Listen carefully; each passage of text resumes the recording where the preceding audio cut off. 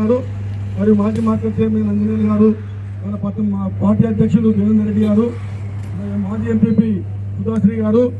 Urea ఇక్కడ గతంలో మనం 10 సంవత్సరాలు మన కేసీఆర్ మహబూబ్నగర్ మండల కేంద్రంలో పెద్దలు మాజీ చైర్మన్ రాజేశ్వర్ గౌడ్ గారు, అదేవిధంగా మా ఈరోజు ముఖ్యమంత్రి గారు వస్తున్నారు గుట్ట అవతల్ని. కనీసం ముఖ్యమంత్రి గారు వస్తున్నారు కదా, ముఖ్యమంత్రికి భయపడన్నా లేకపోతే ముఖ్యమంత్రి జిల్లా కదా అడుగుతారు అని వస్తుంది అనుకున్న యూరియా.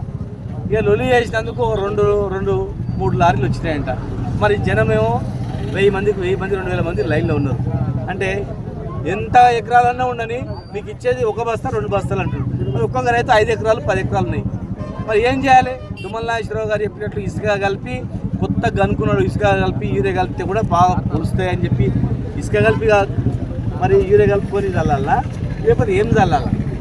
మీరు అన్నంలో కూడా ఇసుక కలుపుకొని తింటారా, పుట్టి అన్నం తింటారా? పంటలు ఎట్లా పండుతుంది అనేది ఒక అవగాహన ఉందా లేదా? ఆ అవగాహన ఉందా లేదా? ఒక్కొక్క మంత్రి ఒక్కొక్కలాగా ఇలా కావాలని టీఆర్ఎస్ రాజకీయం అంటున్నారు. టీఆర్ఎస్ రాజకీయం చేస్తే మీరు ఇవాళ వచ్చి రాత్రి పడుకున్నారు, రాత్రి నిద్ర లేక పడుకున్నారు, 3 గంటలకు వెళ్ళి నిద్ర లేకుండా ఇక్కడనే పడుకున్నారు, రోడ్ల మీద పడుకున్నారు.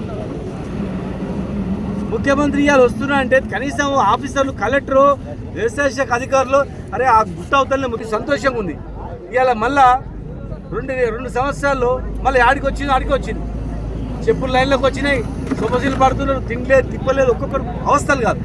కనుక మేము మీ ద్వారా ముఖ్యమంత్రి గారికి తెలియజేస్తున్నాం, సొంత జిల్లా ఇది, ఇమ్మీడియట్గా మీరు కనీసం జిల్లాలో కూడా మీ ప్రోగ్రామ్ అయ్యే మండలంలో కూడా ఈ యూరియా లెక్క రాత్రి పగలున్నారా వాస్తవా కాదా మీరు ఒక ఇంటెలిజెన్స్ వాళ్ళ పంపు యూరియా అవసరం కనుక దానికైనా అందుబాటులో పెట్టాలని చెప్పి డిమాండ్ చేస్తూ ఉన్నాం.